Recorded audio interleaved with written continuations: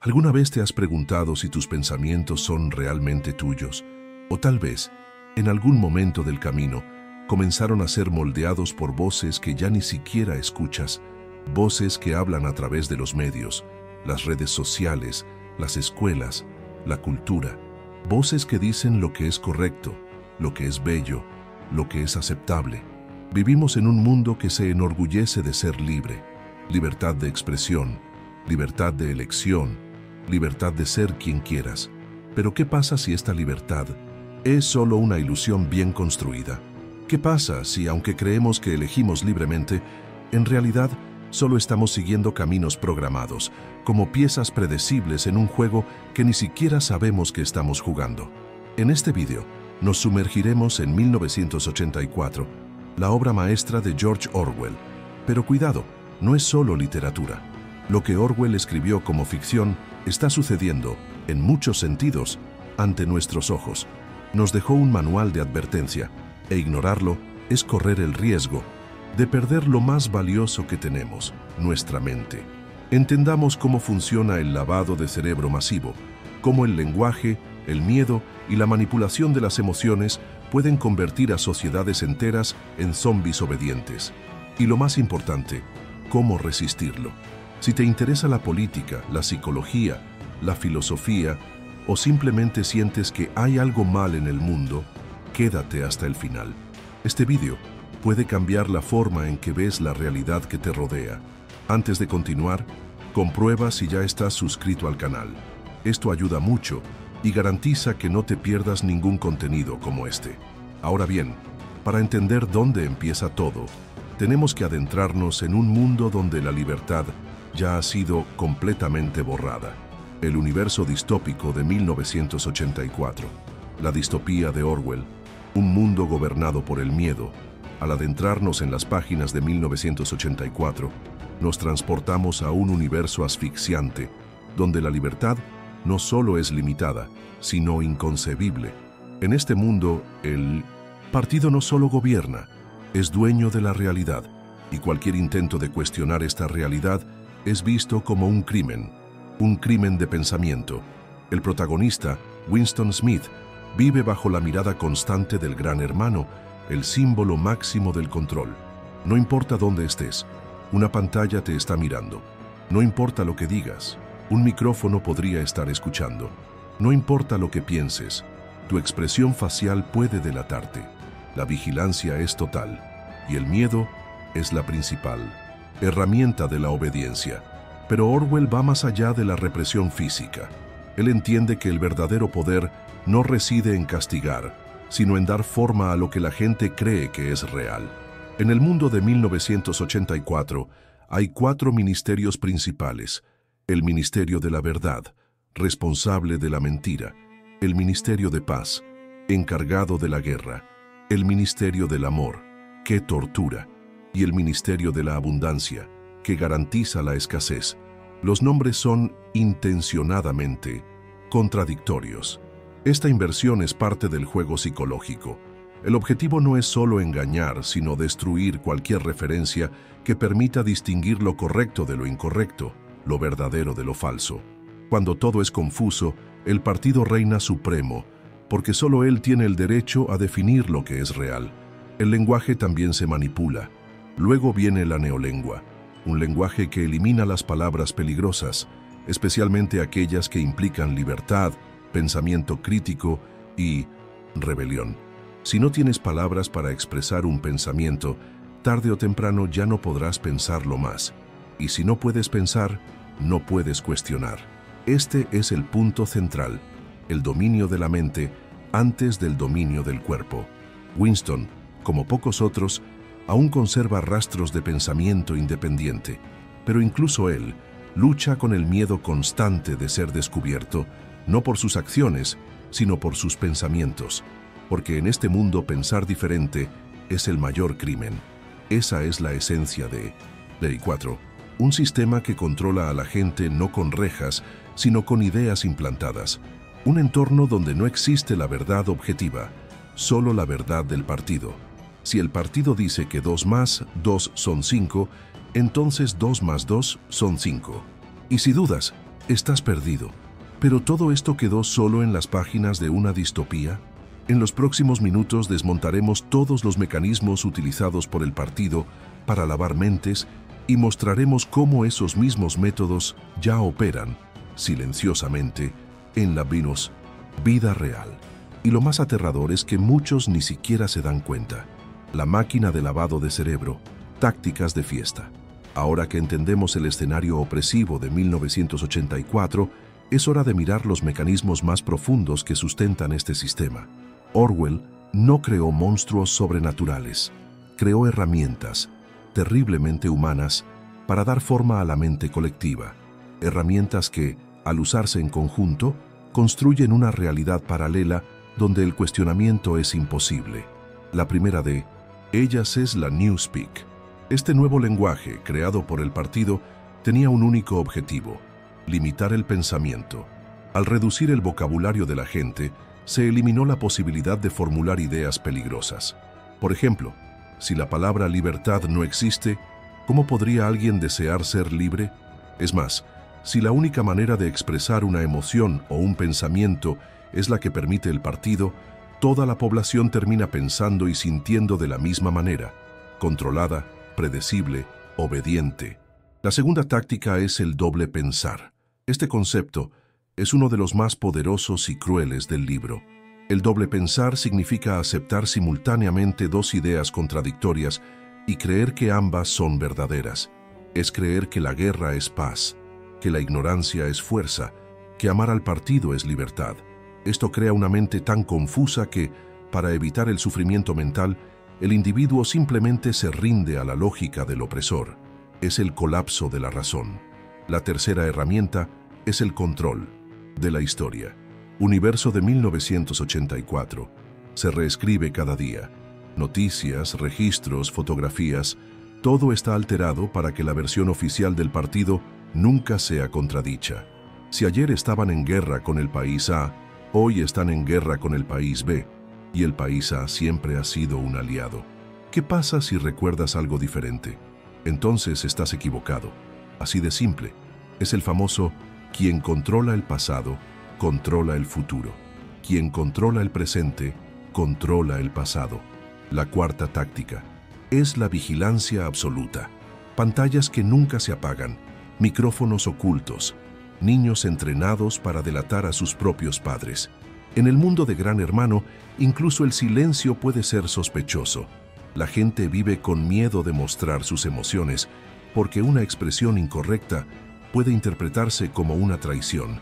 El control del cuerpo se convierte en una extensión del control mental. Y por último, tenemos el terror psicológico. La opresión del partido no es solo externa, penetra el alma. La gente desaparece sin explicación. Se realizan torturas para reprogramar los pensamientos. El dolor no se utiliza para castigar, sino para reacondicionar. La idea no es solo lograr que obedezcas. Te hace amar a tu opresor, que puedas estar agradecido por estar controlado. Estos métodos combinados forman una sofisticada y eficiente máquina de lavado de cerebro. Un sistema que rompe la mente, reconstruye identidades y elimina cualquier rastro de resistencia. El objetivo final no es simplemente la sumisión, es la conversión total al pensamiento del partido. Ahora detente y piensa, ¿cuántos de estos métodos has visto, aunque estén disfrazados en nuestro mundo actual? ¿Cuántas palabras se están eliminando de nuestro vocabulario por razones sociales? ¿Cuántas verdades se moldean diariamente a través de titulares, recortes de prensa y algoritmos? ¿Cuántas veces has sentido que necesitas pensar 2 veces antes de expresar tu opinión? Estas preguntas empezarán a tener aún más sentido en el próximo capítulo, cuando establezcamos paralelos reales y concretos entre la distopía de Orwell y el mundo moderno. Si este contenido te está haciendo reflexionar, no olvides dejar un me gusta.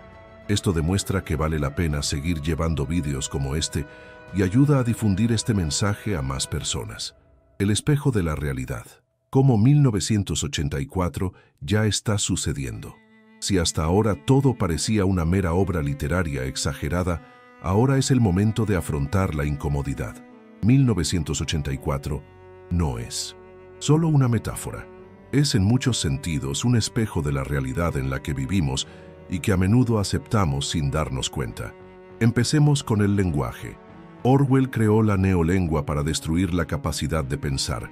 Hoy en día estamos viviendo algo similar. Constantemente se eliminan palabras del vocabulario colectivo porque se las considera ofensivas o inapropiadas. La intención de proteger es válida, pero el efecto secundario es peligroso.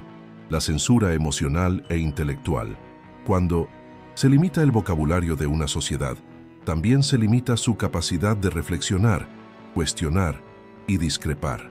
Piense en cómo ciertas palabras o expresiones se han vuelto tabú, no porque estuvieran prohibidos legalmente, sino porque la reacción social ante ellos se volvió violenta. Esto crea un efecto de autocensura.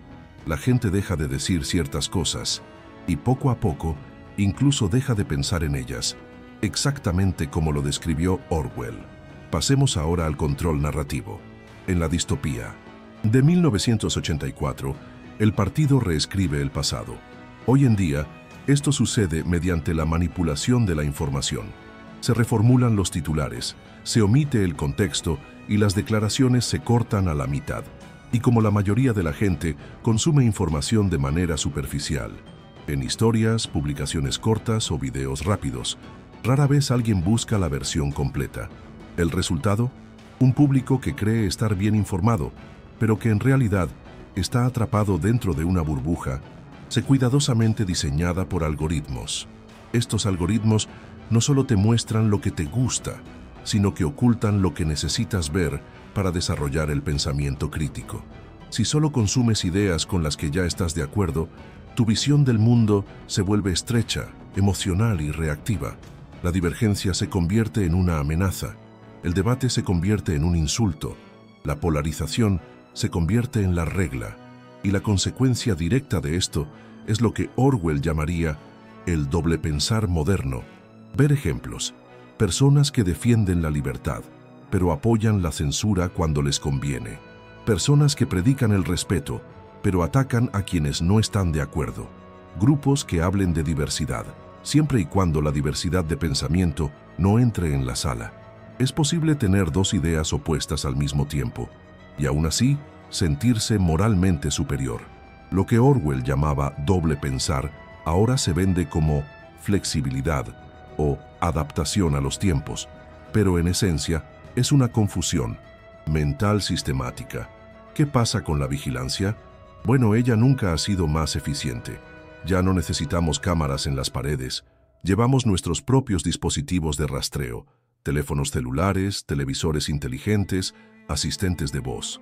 Las aplicaciones monitorean lo que compramos, con quién hablamos y cuánto tiempo pasamos mirando la pantalla. Y todo esto se registra, se analiza y a menudo se vende. Si en el mundo de 1984 las personas eran observadas por un ente externo, en 1900, nuestro mundo nosotros mismos entregamos voluntariamente nuestros datos. Y lo más aterrador, a muchos les parece normal, incluso conveniente, al igual que Winston, que al principio del libro todavía intenta resistir en secreto. La mayoría de las personas viven este dilema: mantener su zona de confort o correr el riesgo de ver. Y luego está el terror psicológico moderno, más sutil, pero igualmente efectivo. No nos torturan en cámaras secretas, pero nos presionan todo el tiempo para que estemos de acuerdo con el discurso dominante. Estar en desacuerdo es ser cancelado, ridiculizado, excluido. Esto crea un miedo silencioso a decir lo que piensas. Y donde hay miedo, no hay libertad. Todos estos elementos muestran que la distopía de Orwell no está en el futuro. Ya está aquí, ahora disfrazado, digitalizado, embellecido con lemas simpáticos y tecnologías llamativas. Pero el objetivo es el mismo: control mental colectivo. Y es por eso que comprender estos mecanismos es tan urgente, porque solo viendo el sistema podemos empezar a escapar de él. En el próximo capítulo bajaremos un paso más y exploraremos lo que le sucede al individuo que vive dentro de esta realidad sin darse cuenta. ¿Qué pasa con aquellos que se adaptan demasiado? ¿Con alguien que renuncia a su propia identidad a cambio de aceptación? La respuesta puede ser más familiar de lo que nos gustaría admitir. el ciudadano modelado. ¿Qué sucede cuando no te das cuenta? Imaginemos a una persona que creció rodeada de estas dinámicas: lenguaje controlado, opiniones filtradas, vigilancia constante, miedo a ser diferente. Alguien que nunca se ha parado a cuestionar las narrativas, que repite discursos prefabricados y se siente incómodo con cualquier idea que se desvíe de la norma. Ahora imagina que esta persona es la mayoría. Cuando el lavado de cerebro tiene éxito, el ciudadano no se siente oprimido, se siente adaptado. Y es precisamente ahí donde reside el peligro. En 1984, Winston siente que algo anda mal, pero no puede nombrar esa incomodidad. Es un ruido interno, una inquietud sin forma. Vive en un mundo donde todos parecen contentos, aunque por dentro estén emocionalmente entumecidos. Y lo peor, creen que este estado es normal. Hoy en día no es muy diferente. Vivimos rodeados de personas que se dejan llevar por la corriente, consumen los mismos contenidos, repiten los mismos eslóganes, se indignan por las mismas cosas y, sobre todo, tienen miedo de destacar, miedo a ser cancelado, miedo a parecer ignorante, miedo a ser llamado radical, retrógrado, alienado. El resultado es un ciudadano modelado y estandarizado, alguien que no elige sus valores, simplemente copia los que son más aceptados en el momento, alguien que no forma opiniones, solo reacciona a la opinión predominante, alguien que no piensa, solo siente lo que se le permite sentir. Este ciudadano es funcional, trabaja, consume, vota, interactúa en las redes sociales y parece bien adaptado, pero dentro hay una ausencia, un vacío construido a lo largo de los años por la lenta erosión de la autonomía interior. Y este vacío tiene un precio: ansiedad, un sentimiento de desconexión, una identidad frágil, una dependencia constante de la aprobación externa. Es por esto que muchas personas viven en un ciclo de comparación, frustración y repetición. No saben quiénes son, solo saben quiénes deberían ser. Y cuanto más se distancian de su propia esencia, más se aferran a la identidad colectiva fabricada por el sistema. El partido en 1984 quería precisamente eso: individuos que no se reconocieran como individuos, personas que confunden libertad con conformidad, quienes creen que están eligiendo, cuando en realidad solo están obedeciendo cómodamente. Y cuando te das cuenta es demasiado tarde, ya estás profundamente atrapado. Pero hay una salida. No es fácil, no es rápido, pero es posible. Y todo comienza con una decisión sencilla y valiente: recuperar el control de tu propia mente.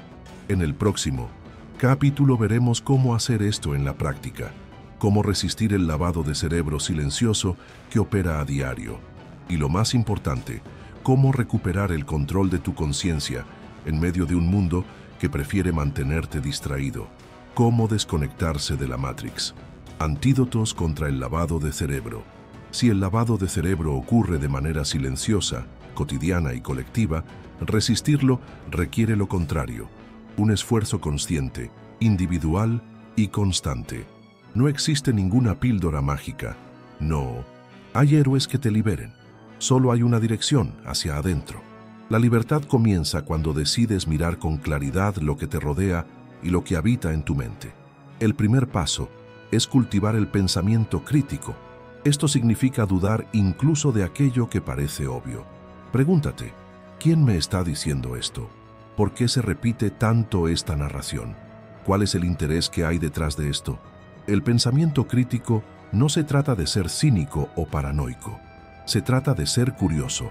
No se trata de aceptar pasivamente la primera versión de los hechos, incluso si proviene de fuentes aparentemente fiables. En segundo lugar, busque diversas fuentes de información. Si solo consumes ideas que confirman lo que ya crees, estás atrapado en una burbuja. Incluso si esa burbuja parece inteligente o actualizada, lee autores con los que no estés de acuerdo, mira vídeos que te provoquen, reflexionar sobre diferentes perspectivas. Esto no debilita tu pensamiento, al contrario, lo fortalece y te protege contra el doble pensar disfrazado de progreso. Otro paso esencial: reconocer el poder del lenguaje. Observa las palabras que se están normalizando o prohibiendo. Pregúntese por qué se reemplazaron ciertos términos. A veces, lo que parece un mero cambio de vocabulario es en realidad un intento de reconfigurar el propio pensamiento colectivo. Recuerde, quien define el lenguaje, define los límites del debate. Además, practique la introspección regularmente. Reserva momentos para estar en silencio, desconectarse de la avalancha de estímulos externos.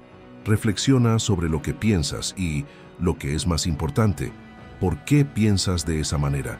¿Estás repitiendo algo que escuchaste? ¿O llegaste a esta conclusión a través de la experiencia, el estudio y la reflexión? La introspección es el espacio donde nace la autonomía, y sin autonomía mental no hay libertad real. Otro antídoto poderoso es la exposición a la filosofía. Grandes pensadores de distintas épocas dedicaron su vida a comprender cómo los seres humanos son manipulados, engañados y distraídos. Leer filosofía no es un ejercicio académico, es un entrenamiento de fortaleza mental. Es aprender a posicionarse claramente frente al caos. Y por último, practicar el coraje de estar en desacuerdo. No tienes que ser agresivo, pero hay que ser firme. No siempre serás comprendido, no siempre será aceptado, pero al menos serás tú. Y esta es la única manera de vivir sin máscaras, sin guiones impuestos y sin dejarnos devorar por la máquina de la estandarización. Porque en el fondo, resistirse al lavado de cerebro no es solo un acto de supervivencia intelectual, es un acto de dignidad. ¿Y tú? ¿Has comenzado a notar patrones de manipulación a tu alrededor? ¿Has notado algún cambio en tu comportamiento o forma de pensar que tal vez no proviene de ti? Comenta a continuación. Quiero saber en qué momento empezaste a desconfiar del sistema. Tu perspicacia también puede abrir los ojos a otras personas. En el próximo capítulo hablaremos del precio de esta libertad, porque pensar por uno mismo es liberador, pero también puede ser solitario, y comprender esto es parte del proceso de volverse verdaderamente libre. El precio de la libertad. ¿Por qué pensar por uno mismo es tan amenazante?